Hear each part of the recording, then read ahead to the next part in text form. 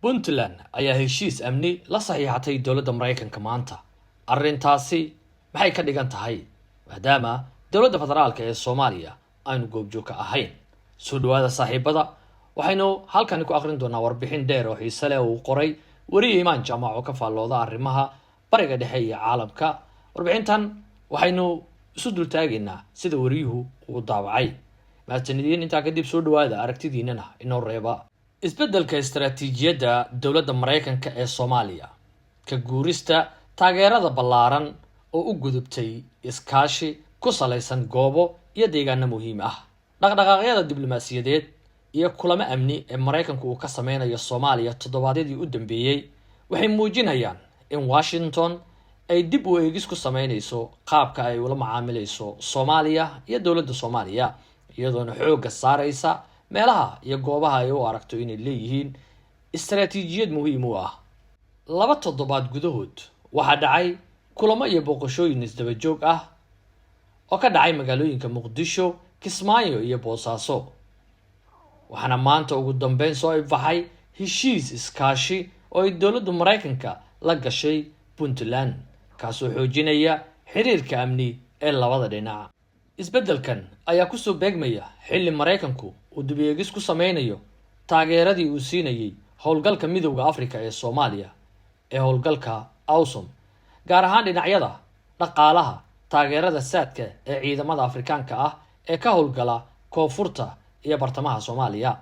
Halka waxa ka muuqda kala duwanaansho u dhaxeeya siyaasadii hore ee dowladda Mareykanka oo ku dhisnayd taageeridda hay'adaha qaran iyo howlgallada caalamiga ah ee ka shaqeeya xasilinta Soomaaliya, iyo qaabkan cusub oo u muuqda inuu xoogga saarayo iskaashi toos ah oo lala yeesho dhinacyada uu Mareykanku u arko inay si gaar ah kaalin uga qaadan karaan amniga iyo danihiisa istaraatiijiyadeed ee gaarka ah.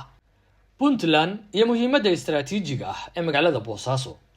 Heshiiskan cusub ee dowladda Mareykanka iyo Puntland wuxuu muujinayaa muhiimadda sii kordhaysa ee uu Washington siinayo goobaha ku dhow marinbiyoodka muhiimka ah ee gobolka. Kadib heshiiska uu maanta saxiixay madaxweynaha Puntland Saciid Cabdullaahi Dani oo Boosaaso ku qaabilay taliyaha howlgalka gaarka ah ee Africom General Claude Tudor, waxaa la sheegay in la ballaarin doono iskaashiga amni iyo awoodda saldhigga Mareykanku uu ku leeyahay magaalada Boosaaso.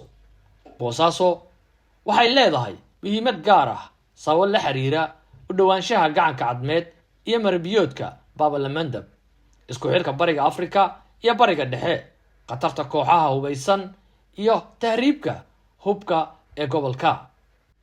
Tani waxay la jaanqaadaysaa istaraatiijiyadii hore ee dowladda Mareykanka ay ka sameysay meelo kala duwan oo caalamka ah, halkaas oo ay mudnaanta siisay goobo muhiim u ah ilaalinta danaha amniga iyo marinada ganacsiga caalamiga ah.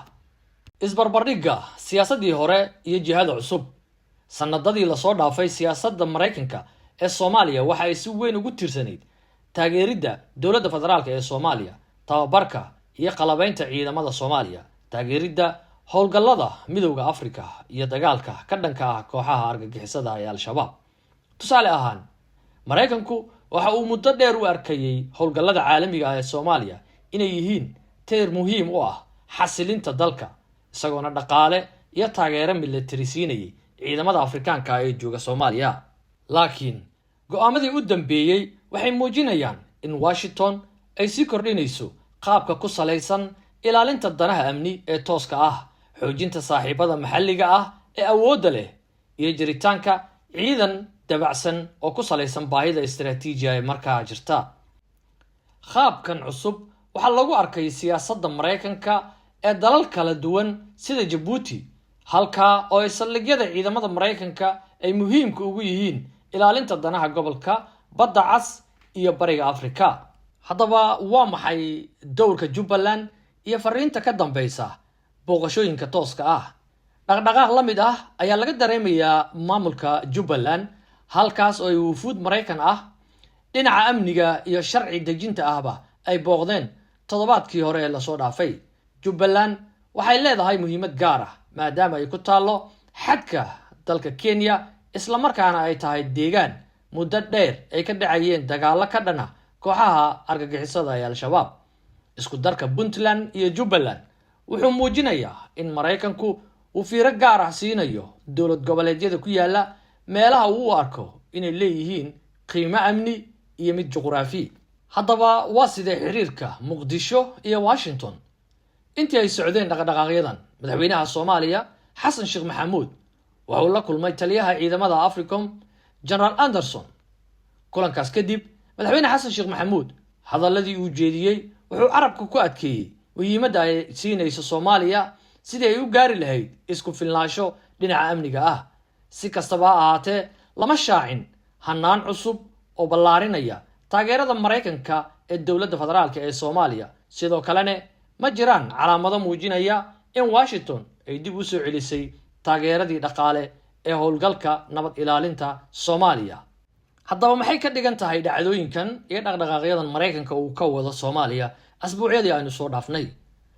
isku dardarka tallaabooyinkan waxay muujinaysaa in dowladda Mareykanka ay ku jirto marxalad ay dib ugu qaabanayso siyaasadeeda ku aadan Soomaaliya, gaar ahaan dhanka amniga iyo horumarinta.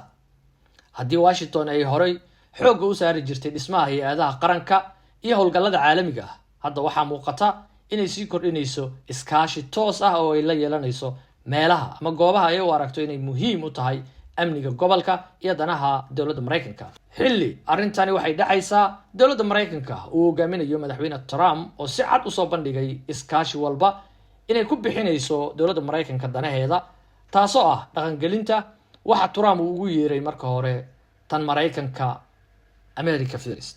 waa mahadsantihiin, bal aragtidiina hoos inoogu reebo. qoraalkani waxaa qoray wariye sare ama rugcadda Imaan Jaamac oo ka faallooda arrimaha bariga dhexe iyo caalamka.